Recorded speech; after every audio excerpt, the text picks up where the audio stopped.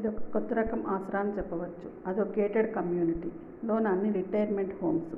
ఉదయమే 5:30 కల్లా తమ ఇంటి నుండి ఉదయపు వ్యాయామానికి బయలుదేరి రెండిళ్ళ అవతల ఇంట్లో ఉంటున్న వాసుదేవరావు గారిని కలిసి 1 గంట నడిచి రావడం రామారావు గారి దినచర్య. ఇప్పుడు అటువంటి హోమ్స్ ఎక్కువ వచ్చాయి. వివిధ కారణాలతో పిల్లలు దూరంగా ఉండి, పని మనుషులు అందుబాటులో లేక, ఉన్నా భద్రత లేక, ఒంటరిగా అవస్థపడలేక చాలామంది పెద్దలు ఇప్పుడు రిటైర్మెంట్ హోమ్లలోకి మారుతున్నారు. రిటైర్మెంట్ హోమ్లు అన్నీ పక్కపక్కనే కాటేజెస్లా ఉంటాయి. ఇక్కడ స్వేచ్ఛగా, గౌరవంగా తమింట్లో తాము ఉంటూనే అన్ని సౌకర్యాలు పొందవచ్చు. ఇక్కడ అందరివి సొంత ఇళ్ళే. సొంత ఇల్లు అయినప్పుడు ఎక్కడున్నా ఒకటే కదా. పైగా భద్రత, సకల సౌకర్యాలు అందించే బాధ్యత కొన్ని సంస్థలు తీసుకుంటాయి.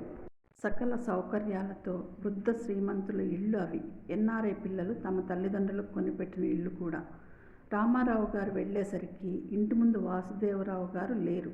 నిద్ర లేవలేదేమో అనుకుని సర్లే ఎందుకు డిస్టర్బ్ చేయడం అని ముందుకు వెళ్ళిపోయారు.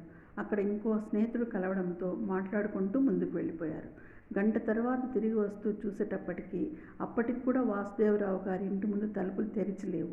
మళ్ళీ బెల్ కొట్టినా ఎవరూ తలుపు తీయలేదు. తాళం వేసుకుని బయటికి వెళ్ళినా తెలీదు ఈ కొత్త పద్ధతులతో అనుకుని తన ఇంటికి వెళ్ళిపోయారు. ఆ సాయంత్రం వరకు కూడా కనపడకపోవడంతో మర్నాడు కమ్యూనిటీ ఆఫీసుకు వెళ్ళి అడిగారు వాసుదేవరావు గారి ఇంటి నెంబర్ చెప్పి. వాళ్ళు వెంటనే, సార్ వాళ్ళు వెళ్ళిపోయారు కదా నిన్ననే అని. మీరు రామారావు గారా? మీకిమ్మని కవర్ ఇచ్చారు అన్నారు. ఆయన అదేంటి అనుకుంటూ కొంచెం ఆతృతగా అక్కడే కూర్చొని కవర్ ఓపెన్ చేసి చదవడం మొదలుపెట్టారు. రామా, నువ్వు నా గురించి ఆందోళన పడతావని తెలుసు. అందుకే ఉత్తరం రాస్తున్నాను. మేమిద్దరం బాగున్నాం. కంగారు పడకు. సావధానంగా చదువు. నేను 1 నెల క్రితం ఒక న్యూస్ పేపర్లో ఒక మూల చిన్న ప్రకటన చూశాను. విచిత్రం అనిపించింది. వాళ్ళు ఇద్దరు వయసైన భార్యాభర్తలు. తమకి తల్లిదండ్రులుగా ఉండడానికి ఏ బాదరబందీ లేని వాళ్ళు, ఆసక్తి ఉన్నవాళ్ళు, ఆరోగ్యంగా ఉన్న భార్యాభర్తలు కావాలని కింద నెంబర్ ఇచ్చి ఫోన్ చేయమని చెప్పారు. వెంటనే ఆసక్తితో ఫోన్ చేశాను. అతను ఆఫీస్లో ఉన్నాను, తనే ఫోన్ చేస్తాను అన్నాడు. నేను మర్చిపోయాను. శనివారం అతనికి సెలవు రోజు. అతనే కాల్ చేశాడు నాకు. అతని పేరు గోకులకృష్ణ అట. Software engineer. భార్యాభర్తలు ఉద్యోగస్తులు. ఒక పాప. తన వివరాలు చెప్పి నా వివరాలు అడిగాడు. నేను నా గురించి చెప్పాను. అంతా విన్నాడు. ఒకసారి వచ్చి కలిశాడు నన్ను, రాజేశ్వరిని. అతని ద్వారా తెలిసింది ఏమిటంటే ఆ గోకులకృష్ణ, అతని భార్య మాధురి కూడా అనాథాశ్రమంలో పెరిగారట. వాళ్ళకి ఒకరంటే ఒకరికి ఇష్టమంట. వాళ్ళు చదువుకొని ఉద్యోగాలు వచ్చాకే ఇద్దరు పెళ్లి చేసుకున్నారట. 1 సంవత్సరం పాప ఉందట. పాపను చూసుకోవడానికి ఒక పని మనిషిని పెట్టుకున్నారట.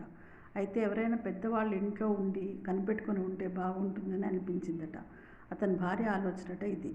మన ఇద్దరికీ ఎవరూ లేరు. ఎవరైనా పిల్లలు లేని వాళ్ళని మనం తెచ్చి ఇంట్లో పెట్టుకుంటే మనకి అండదండగా ఉంటుంది. వాళ్ళకి మన సపోర్ట్ ఉంటుంది.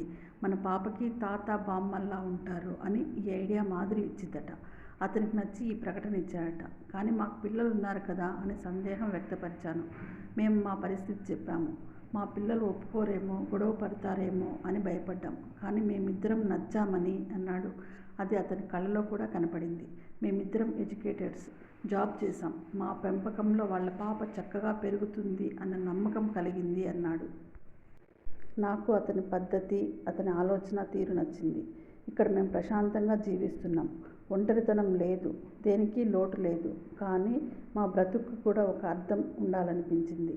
నేను రాజేశ్వరితో మాట్లాడాను. తాను చదువుకుంది కాబట్టి తను ఆలోచించింది. మేమిద్దరం ఏమనుకున్నామంటే మా పిల్లలు ఇక్కడికి రారు.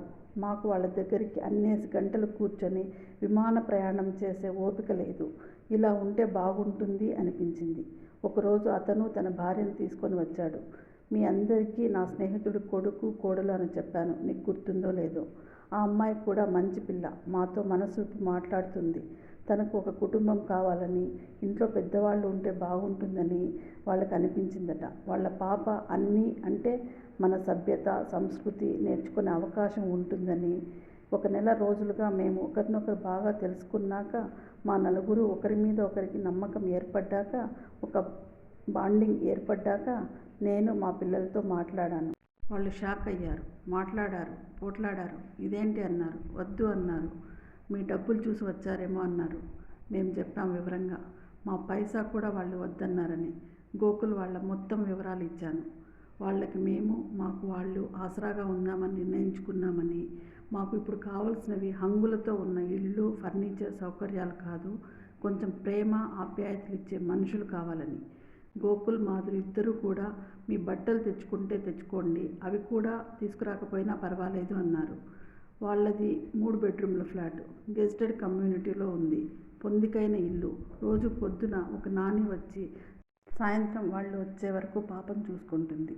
మేము ఆ పాపకి తాత అమ్మమ్మలానో, తాత బామ్మలాగో ప్రేమనివ్వాలి. మాకు శ్రమ లేదు. మేము పిల్లల్ని ఒప్పించాము. చూద్దాం, మేము అడ్జస్ట్ అవుతామనే నమ్మకం ఉంది. అందుకని ఇక్కడ ఖాళీ చేస్తున్నామని లెటర్ ఇచ్చాం. ఈ మా ఇల్లు రెంట్కి ఇచ్చేట్లు మాట్లాడాము.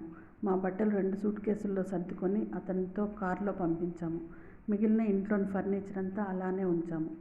ఎవరికీ చెప్పకుండా వెళ్ళాము. కావాలనే ఇవన్నీ అందరికీ తెలియడం ఎందుకని. వాళ్ళు కూడా వాళ్ళ సర్కిల్లో వాళ్ళ పేరెంట్స్గానే చెప్తామన్నారు మమ్మల్ని. మా అమ్మ నాన్నగారు అంటే మా అమ్మ నాన్నగారు అని గోకుల్, మాధురి పోట్లాడుకుంటుంటే నిజంగా మాకు ముచ్చటేసిందిరా రామా. నిన్ను, రామలక్ష్మి గారిని తర్వాత వచ్చి కలుస్తాము. మీరు మా ఇంటికి వస్తూ ఉండొచ్చు.